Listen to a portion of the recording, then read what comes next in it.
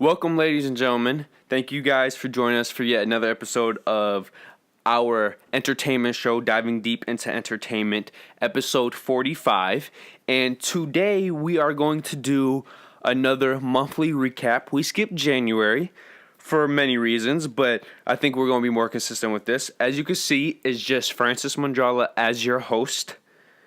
Schedules and many things, but I didn't want to bore the other crew members, and I hope you guys enjoy this. Today we are going to discuss the record-shattering month of February for 2018, and just to give you some perspective, the previous record for box office domestically was in 2012 with $818 million.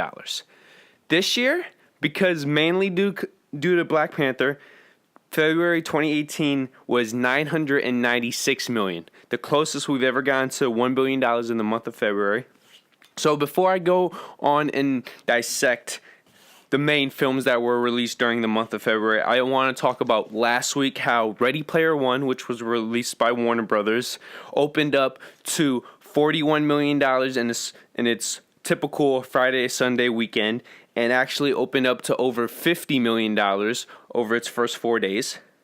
But over the first week, it's grossed $72 million domestically and over $245 million worldwide. So many people expected this to be a bad film. Many people expected this film to bomb.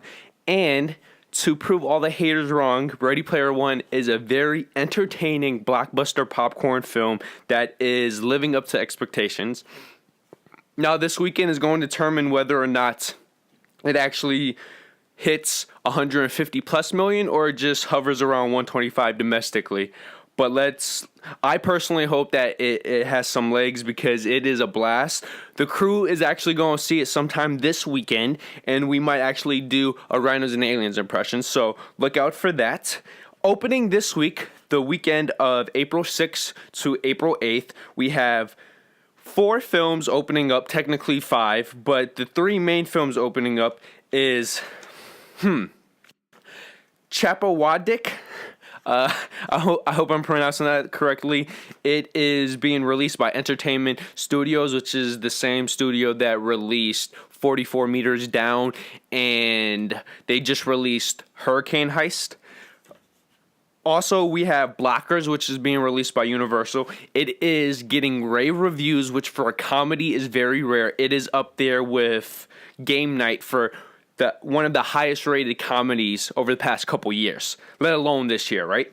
And then, of course, last but not least is the horror film that is getting rave reviews. Quick side note, I don't know what we've done to get the level of quality of horror films over the past 2, and you can even go back 3 years. But holy fucking shit, the past year and a half has been insane. But to get back on track, A Quiet Place is being released by Paramount. It is getting rave reviews, and the best part too, it just opened up with 4 million Thursday preview nights, which if you're into the movie business, basically every film now opens up half a day early, and it grossed over $4 million, or it grossed more than Ready Player One, just to put that in perspective. So every single weekend, the projections have gone higher and higher. It first started off at 20 million, went up to 25, then it was hovering around 30, and over this past week, sky's the limit. So the Rhinos and Aliens crew is predicting bare minimum 38 million, and this could go as high as 44, maybe 46. We're going to play it safe with about 41, 42. Okay, so that's the new releases. Now we're going to get into the topic of today, as we're going to do at the end of or beginning of every new month. We're going to talk about the previous month and how the films have done, since most of the films are going to be either out of theaters by then or they're going to be ending their runs. So to start off the February releases, there was the horror film Winchester, which was released by Lionsgate, starring Helen Mirren and Jason Clarke. And this film ended up with $25.1 million off of a $9.3 million opening weekend. It did not open foreignly because I don't know why. I think the rights went to Netflix, but for some reason it did not open up foreignly. Domestically, $25 million, which for a horror film that only had a 9 million opening weekend. Those were actually pretty good legs. Then the very following weekend, it was a very busy weekend with the 1517 to Paris, Peter Rabbit, and 50 Shades Freed. Now, the 1517 to Paris was released by Warner Brothers. It ended up with $36.2 million domestically off of a $12.5 million opening weekend, which is somewhat in the typical Clint Eastwood range when he's not starring in a film. His past two films have been the exception to the rule in Sully and American Sniper. And worldwide, the film is going to end up with over 56 million, which is, depending how you look at it, it's good or underachieving. I think it's overachieving considering the subject matter, the lack of stars, and all those factors. Now, I was going to discuss Peter Rabbit until I looked up the stats, and Peter Rabbit is completely overachieving. So let's talk about 50 Shades Freed, which was released by Universal Studios, and it is the film, the sex erotica film starring Dakota Johnson and Jamie Dornan. I believe that's correct. It has, as of this recording, $100.4 million, so basically $100.5 million off of a $38.5 million opening weekend, which is surprising, but this is actually tied with the sequel, if not better than the sequel in terms of legs. So all three 50 Shades films have officially grossed over $100 million domestically and over $350 million worldwide, which no matter which way you look at it is impressive. And worldwide, it's going to end its run with around $370 million. Now, moving on to Peter Rabbit. Side note, I'm never going to live down the fact that Peter Rabbit is going to gross 3 times as much as Paddington 2, at least domestically, and that's just that's sad. But I think the main reason why is the combination of its star power and how it's so related to Easter. Peter Rabbit is, of course, the bunny live-action animated film, which was released by Warner Brothers Studios, yet again. So, no, I messed it up. It was released by Sony Studios.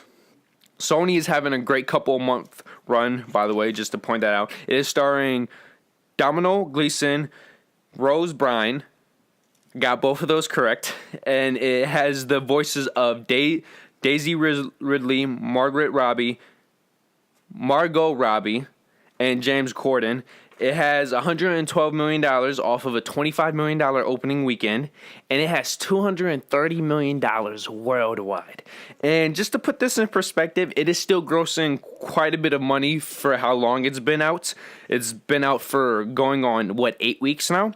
So it's going to finish this run with $116 million domestically and close to 240, if not 250 worldwide, which is a huge steal for Sony. And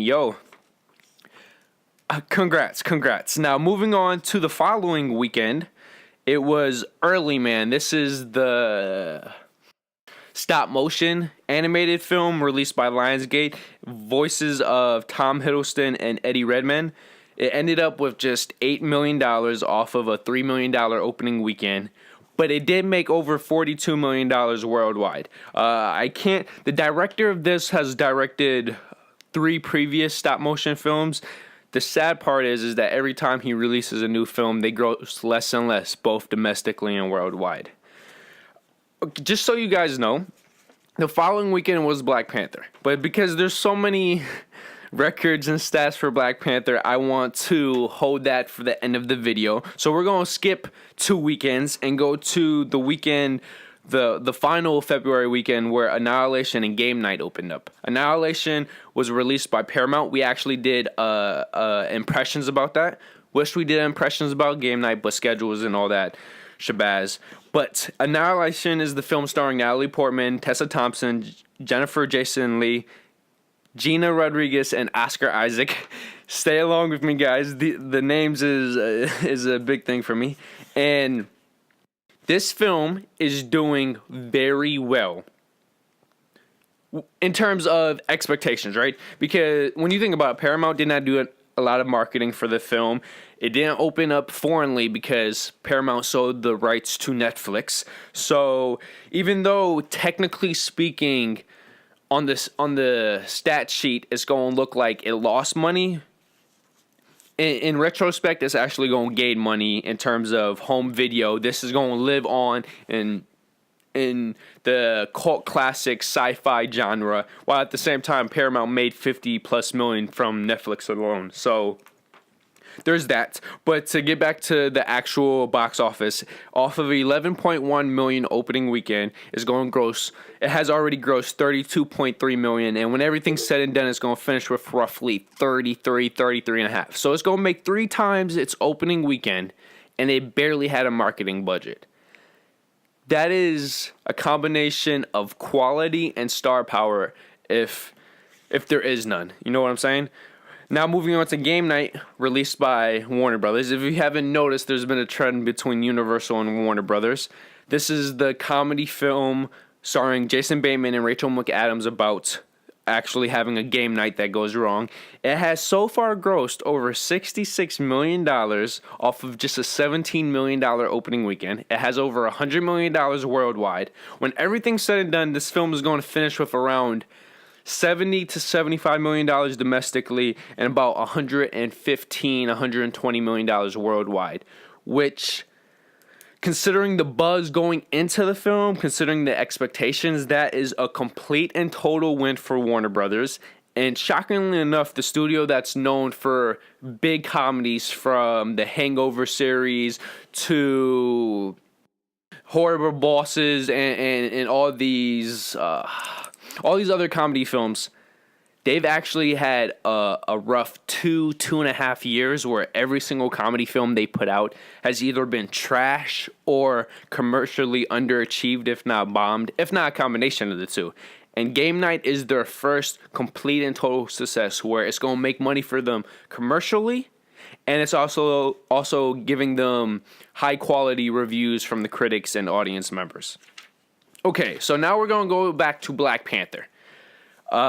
Whenever we've done any box office updates or we've had diving deep into entertainment episode, we've at least brushed upon the ridiculous numbers Black Panther is doing, and it is not failing to live up to expectations.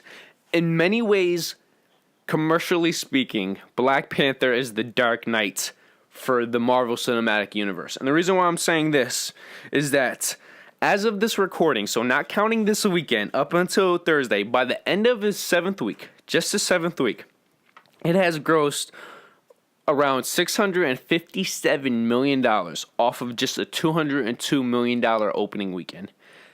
That is nearly 3.5 times its opening weekend. When everything's said and done, it's going to finish with roughly $685 million domestically. It's already grossed $1.28 billion worldwide, where it's going to finish with roughly $1.32 billion worldwide. The reason why this is so amazing, forget everything else. Over the past week, it has passed Jurassic World for the 4th highest grossing domestic film of all time. By the end of this weekend, the weekend of April 6th to April 8th, it will top Titanic to become the 3rd highest grossing film domestically of all time. And for its worldwide numbers, over the past week, it's surpassed both Beauty and the Beast and Frozen worldwide. Now, at the end of the day, Black Panther is going to finish as an anomaly where it makes more money domestically than worldwide. That's not a knock for the simple fact, just like Wonder Woman, it overachieved so much domestically that, are you really going to complain when it finishes with roughly $650 million foreignly? No, you are not. You are not at all. But I just wanted to mention that. So Black Panther is already the 4th highest grossing film domestically, 10th all time. It's going to become the third by the end of this weekend domestically, and it still has a shot to surpass The Last Jedi to become the 9th highest grossing film worldwide of all time. Now, that is really... that's what's up, man. Okay, apologies about that, guys. If you noticed the quick cut, I was actually trying to look at how long the video is, and I had it on the wrong settings. But this has been a very efficient and fast-paced video. I hope I said everything correctly, and I was able to pronounce all the names correctly. By the way, Black Panther was released by Disney, obviously, through their MCU branch, their Marvel branch. It is the film starring Chadwick Boseman, Lupita, I fucked that up, but Lupita Nyong'o and Michael B. Jordan. Correct me with I got her last name correct. Her first name, man. I think I did really good, by the way, for the names. I actually looked up some of the names. I fucked up Margot Robbie's name, but I corrected myself. Anyways, guys, let us know how you feel. What was your favorite... 3 questions. What was your favorite film from February? Which film surprises you the most quality-wise? And which film surprised you the most commercially? Quality means... the quality of the film, critically speaking, or entertainment-wise, whatever you want to do. You know how it could go both ways. And then, of course, which film got to you in terms of commercial success? Which film are you the most surprised with? Let us know, and we hope to contact you in any shape, way, or form, be it Twitter, Facebook, through the comments of YouTube. But yeah, so that's the month of February with Winchester, the 1517 in Paris, 50 Shades Freed, Peter Rabbit, Early Man, Black Panther, Annihilation, and Game Night. Before I end the video, I will say this. Quality reasons aside, Black Panther, it might be my... It's definitely in my top 3 for favorite Marvel films of all time. And when you combine that with the demographic that it was preaching to, this film was destined to be a blockbuster. Now, for anybody who says they were going to predict 600 plus million domestically, 1 billion plus worldwide, let alone these numbers, they're straight up lying to you. Bullshit. But with that being said, holy fucking shit. When you could say you're passing Titanic domestically, and you might pass The Last Jedi worldwide, holy shit. Just an interesting fact. We're probably going to do an episode for Black Panther by itself when it ends its run. I was looking up some of the stats. Basically, every weekend after its opening weekend, its weekend percentage drops, meaning how much it falls from the previous weekend, has gone down each and every weekend for the most part, going from 45% down to 40% down to the high 30s. You understand what I'm trying to say. And that is astonishing. This is what I'm saying. Black Panther is without a doubt the Dark Knight for the MCU. And if it does end up finishing with around 680 million, it might have the exact same legs as the Dark Knight. Which, is it the Dark Knight of the MCU? Critically speaking, not by any stretch. We could, if you guys want to talk to me about this or talk to the Rhinos and Aliens crew about this, I think everybody will agree it's a great film, but it has quite a few flaws. But because it is such popcorn entertainment while at the same time hitting notes that we are not used to in superhero films, it has broken out. But just to answer my own questions, my favorite film from February was a tie between the 2 films that opened up the last weekend, Annihilation, Game Night. The most impressive film, critically speaking, is hands down Annihilation. The most surprising film commercially is obviously Black Panther, but since I don't want to give out such an easy answer, I'm going to say Peter Rabbit or 50 Shades Freed. Because just like we could say nobody predicted Black Panther to do what it's doing, nobody predicted 50 Shades Free to still basically make as much as its predecessor, and then for Peter Rabbit to be making a huge profit for Sony. So that is what I have to say. But like always, if the crew was here, they would say, if you mess with the video, give us that thumbs up. If you vibe with myself or others from the crew, we would love to subscribe. And yeah, like always, please leave a comment. Topics like this, when we do videos like this, leaving comments is awesome because it lets us know how you feel about the video. But also at the same time, I know when I tell my bros, or when my bros listen to this, when my bros are here and they hear these stats, they are either surprised, shocked, or this proves what they thought. And it's always interesting to hear, is this film a commercial success? Because at the end of the day, as much as we want to care about what the critics say and care about the quality, movie studios at the end of the day care about the bottom line. So it's interesting to see where the critical perception and the commercial success align up. But anyways, Francis Mandrala was here to give you the 45th episode. We hope to see you 2 weeks from now, roughly, for the 46th episode. And we're going to do, I think we have a good topic in mind. And then we're going to finish out the month with another monthly recap. So we hope to see you in a couple weeks. Have a great weekend. Stay safe and keep thriving for success. So peace out, LOPH. If you want to subscribe, just hit this bad boy up here, that big fat rhino. If you want the newest video, to the right. If you want the recommended, to the left. And then, of course, our personal dick pic. Yep, right below. So thank you for joining us once again, and we hope to see you next week. So peace out. Peace.